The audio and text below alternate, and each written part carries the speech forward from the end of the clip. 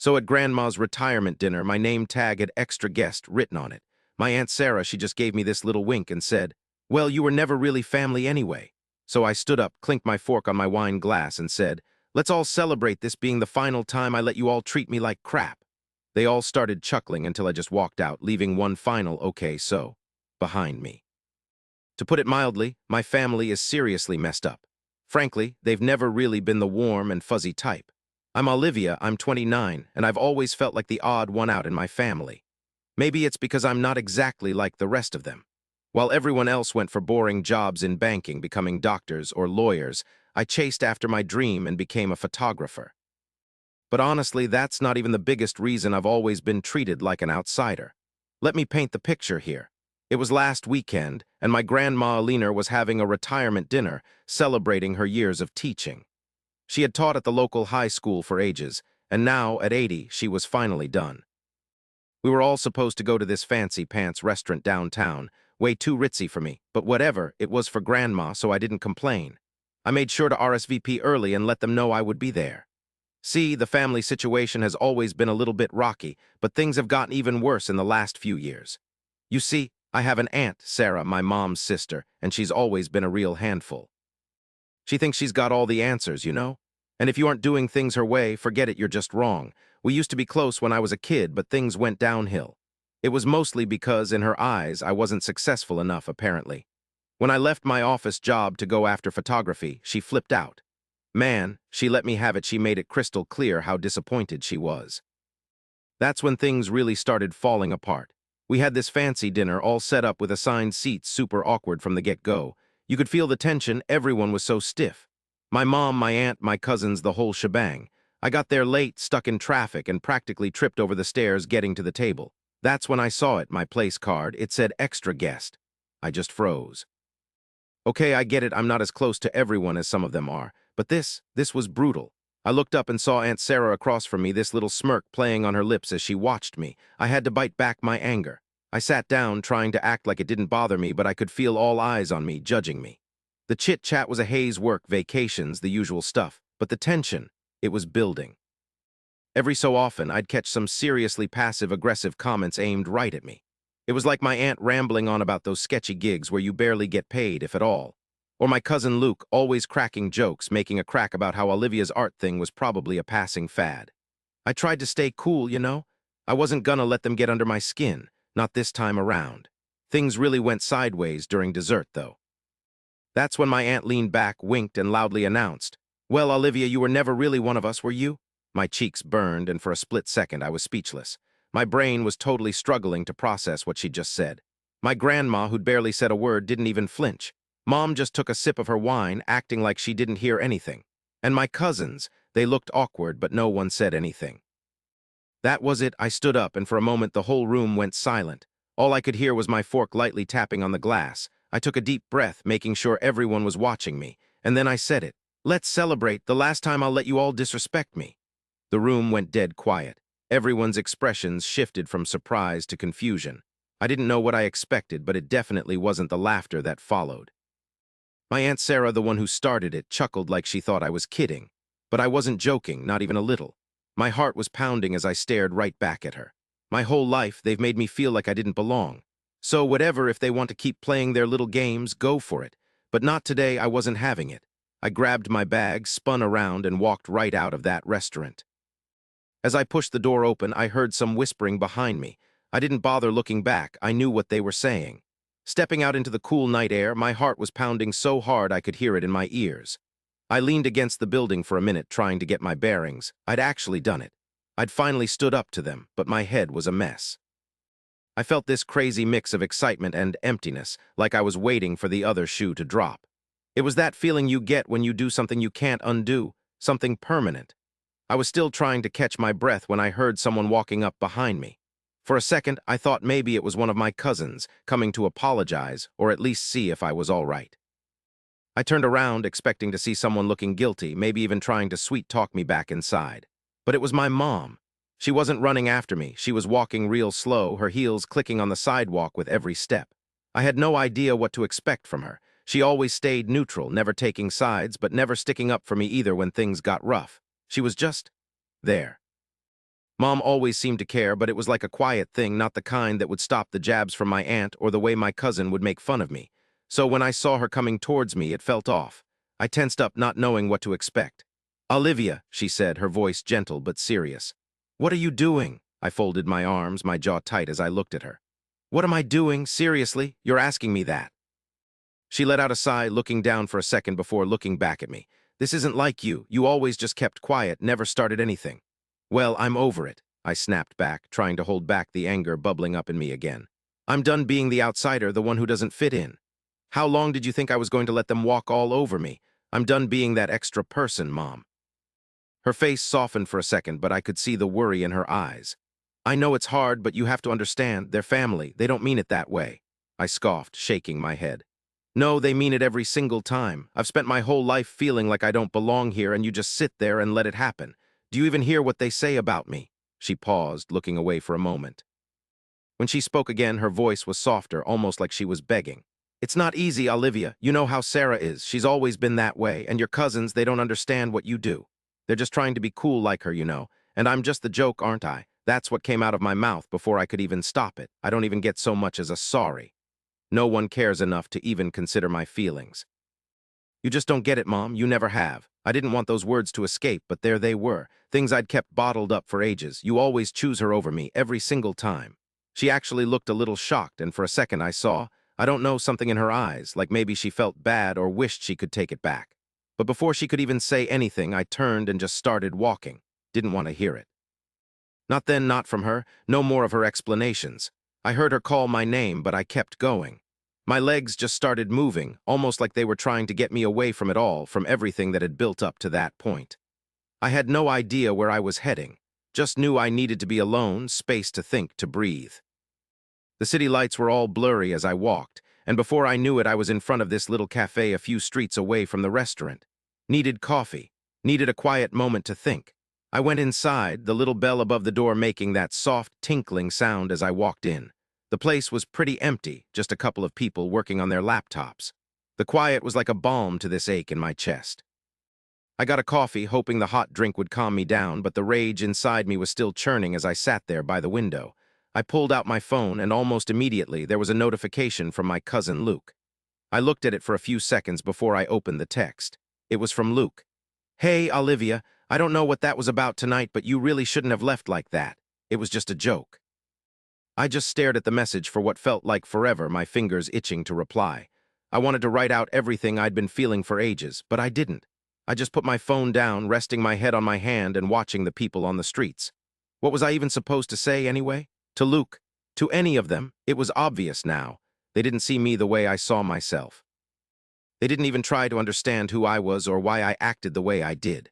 They were only worried about their own little bubble, their rules, their expectations, and I'd spent my whole life trying to be a part of it. But I couldn't anymore. I'd left the dinner, but I had no idea what I was going to do. My aunt would be furious, and my cousins probably annoyed. And my mom. Well, my mom was still back at the restaurant, probably in the middle of it all. She hadn't come after me, not even to see if I was okay. It felt like she was always a beat behind when I needed her the most. Okay, so maybe it was time to just give up on waiting for her. Maybe waiting for any of them was pointless. I was nursing my coffee, and that familiar feeling of not knowing what to do next just hit me like a ton of bricks. I'd finally stood up for myself tonight, but now what? Then, bam, a text from Mom. "Olivia, please come back, let's talk." I just stared at her message, my finger hanging over the reply button. Part of me really wanted to text back, tell her I was all right. But another part, a part that's been quiet for way too long, just wasn't ready to give in. Not yet, anyway. I'd always been the one to fix things, the one making excuses for how they all acted.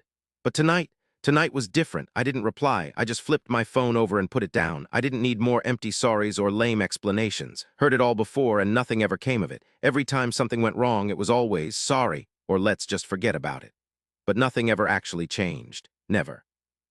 Then the little bell above the cafe door chimed and I looked up. For a second, I thought it was Mom, tailing me like she always did when I walked away from a fight. But nope. It was Sarah, my aunt. Click, clack went her heels as she walked in, and suddenly the whole cafe felt smaller, tighter. My stomach dropped. I should have known she'd be after me. She never let anything go, ever.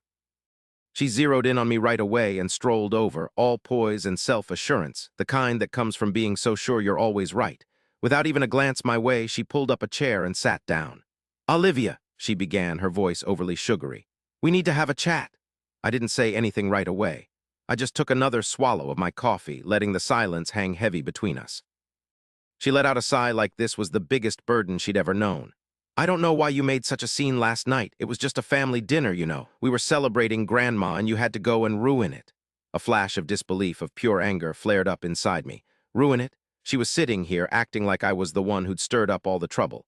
My jaw clenched, but I kept my voice steady. "I didn't ruin anything.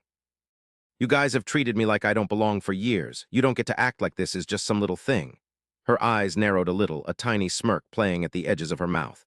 "Oh, Olivia, you're always so dramatic. It's exhausting. You've always been so sensitive. You really think everyone's out to get you?" A sharp, bitter laugh started to bubble up in my chest. "Out to get me?" I repeated. "No, Sarah, you're not out to get me. You're just so used to getting everything you want, you don't even realize when you're walking all over people. You don't even see what you've done." Her face remained unchanged. She just sat there, stone-faced.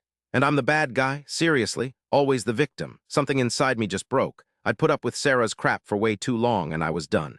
I put my coffee down, my hands shaking as I gripped the edge of the table. "Are you kidding me?" I snapped, my voice like ice. "You never own up to anything, do you? It's always my fault." I went on. "You've spent years making me feel like dirt, Sarah, always telling me I'm not good enough, not as successful as you. You think I haven't noticed? Every family get-together turns into the Sarah show." She didn't even blink. Actually, she looked even smugger. "You just don't get family, Olivia," she said. "You're so obsessed with your little photography hobby, you forget what's important. You've always been a loner, and that's your choice. But don't come here and make a scene and then expect an apology. You were the one who made things weird last night." My blood was boiling. "Javi," I said, my voice trembling with rage. "You think I've busted my butt all these years just to be put down like this? You think my work my whole life is a joke to you? You think I haven't noticed you and your perfect little family always making me feel inadequate?" She sat back, that same old condescending look on her face, making me feel like a kid again. "You've never really been one of us, Olivia," she said. "And you never will be. You're always on the outside looking in, too stubborn to see it, I guess." Her words hit me like a ton of bricks. They just kept replaying in my head. Never been part of this family, that was it. The final straw. I jumped up, yanking my chair back so it shrieked across the floor. Sarah's eyebrow shot up. She clearly wasn't expecting that reaction. "I'm done," I said, my voice even, but each word sharp as glass.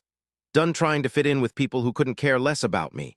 Done making excuses for you and the rest of them. You've shown me exactly how you feel," I continued, "and you're not going to get another chance to pull that crap again." Her eyes went narrow, and for a split second I saw something like doubt, but she covered it up fast with her usual self-satisfied smirk. "Go on, Olivia," she sneered. "Run off. That's your specialty. You'll never change." I didn't say anything, didn't have to. I just walked out of that cafe and left her there. But stepping out into the cold night air, something hit me. I wasn't finished. Nope. I wasn't going to let them keep walking all over me. This wasn't over, not even close. The trek back to my car felt like it took forever, you know? I don't know if it was just my head messing with me or what. Every step felt like I was lugging around some serious weight, heavier than just myself. My stomach was doing flips, all mixed up with nerves and a real sense of purpose. I'd walked out on the family dinner, yeah, but in my gut, I knew it wasn't the end of it. Things weren't done. I was over biting my lip, done being the good girl, the one who always let things go to keep the peace. But not anymore. Now I had a different plan. I got to my car, my fingers gripping the cold metal of the door. The engine fired up, and I just drove around, not really going anywhere for a bit. The streets just flew by as I tried to make sense of everything, all the stuff that had brought me to this place. Aunt Sarah's words kept bouncing around in my head. "You've never been part of this family, you're just too stubborn to get it." The more I thought about it, the more I realized she was right, but not in the way she meant it. I was stubborn, all right. I'd spent years trying to fit in with people who didn't want me around, but now it was clear. I didn't need them to like me. What I needed was for them to finally see who I was. And to do that, I needed to make sure they saw me, really saw me in a way they hadn't before. My phone buzzed on the seat beside me, snapping me out of it. I took a quick look at the screen. Luke, my own cousin, texted me. "Olivia," it said, "I know you're mad, but you can't just ditch everything over nothing. Don't be so dramatic." I just stared at the words, this weird calm washing over me. The audacity. He always played the nice guy, the neutral one, but I wasn't fooled. He was just as guilty as Sarah, just as happy being the golden child. They never thought I was good enough, and I was done pretending I didn't notice. I started typing back, the words just pouring out. Maybe I'm just sick of always being the one who lets things go. Maybe I'm sick of being treated like I'm invisible, I wrote. You're right about one thing, Luke. I am done, but not how you think. For a second, I almost felt bad for him, almost. But honestly, I wasn't going to let any of them get away with it, not this time. I parked near a park, just sat there for a bit, thinking about what I had to do. I had one last move, one thing that could finally make them see what they'd been taking for granted. It wasn't about revenge, not the way they'd probably imagine. It was something quieter, something way more satisfying. It was about making them face what they'd lost. I picked my phone back up and started typing again. Not to any one person, but to all of them. Enjoy your little family dinner without me. I'm sure Grandma was eating up all the fuss, like always, but here's the deal. I'd been mulling this over for ages, and now it was time to do my own thing. You won't have to deal with me anymore. I just stared at that message for a bit, feeling the pressure of what I was about to do. Sending that wasn't just about leaving. It was about setting boundaries. It was about finally showing them they couldn't keep pushing me around. I paused for a second, then hit send. My heart just about jumped out of my chest. The next few minutes felt like forever. I was watching my phone for a response, expecting something right away. But nothing. Nobody texted back, not Luke, not Sarah, no one. I couldn't figure out if they were shocked or if they just didn't care enough to reply. Either way, I wasn't sticking around to find out. I put my phone back on the seat and took a deep breath, trying to calm down. My brain was already going a mile a minute. I knew what I had to do. It was time to take charge. Time to make sure they understood I wasn't just some extra person at their table. I wasn't just an afterthought. The plan was already taking shape in my head. I'd been quietly building my own life away from them, away from the constant criticism and snide comments. I'd built a business, something real, something that was all me. They had no clue how far I'd come, how much I'd actually achieved. I could just see their faces when they finally got it. The person they'd written off, the one they'd pushed around, had blown right past them all. It was a slow climb, but man, was it worth it. Every single bit. But first, I needed to put the finishing touch on things, a little something special, a present that would just leave them stunned, something they'd never forget even after I was long gone. I grabbed my phone again and checked my business account, looking over the recent stuff. Time to wrap things up. I had a plan. One last thing to make sure they understood who I really was and why they should have treated me better. A few taps on the screen, I confirmed the deal, leaned back, and let out a huge sigh. The next few days? Yeah, those were gonna be wild. The next morning, I woke up feeling strangely peaceful. Everything was in motion, no turning back now. My phone blew up messages from my whole family, Luke, Sarah, even Mom. Everyone had something to say about that message I'd sent, but it didn't bother me one bit. Not anymore. I spent the morning reading through all their texts. Luke was trying to be all reasonable, saying I was overdoing it, telling me not to burn any bridges with the family. Sarah, she was all, "Oh, you'll regret this." You know, that same superior tone she always uses. She said I was making a scene again. But honestly, the best message, the one that really meant something, was from my mom. It was like, "Mom, you messed up. We're your family, we've always been there for you. You can't just ditch us." I just kind of laughed, a bitter, hollow laugh. It was so ironic. She'd always been the one telling me I wasn't good enough, and now she's playing the victim. Figured, I didn't even bother answering. I had way more important stuff to deal with. Then later that day, boom, my phone buzzed. My latest investment went through. Months of work finally paid off. I just signed this huge deal, a company that's gonna blow my business up way bigger than I ever thought possible. It's the kind of thing my family would have scoffed at, called crazy when I first told them about my plans. But now it was real, and they were about to find out in the most epic way possible. So the next night, I invited them all to dinner. I knew it would be awkward, and that's exactly how I wanted it. I wanted them all sitting there, pretending everything was fine, while the truth slowly dawned on them. That email I sent after I left the cafe, there was one little thing they missed at first. The subject line, it was an update on my business. I made it a point to mention that I was celebrating my latest win at dinner, right there in front of them. I stood at the head of the table where they were all sitting and took a slow sip of my drink while they got comfortable. It was a slow build-up, with everyone avoiding looking at me at first. Finally, after a few minutes of that uncomfortable silence, I figured it was time. I lifted my glass. "Thanks for coming, everyone. It's great to finally have you all here," I said, making sure my voice carried across the room.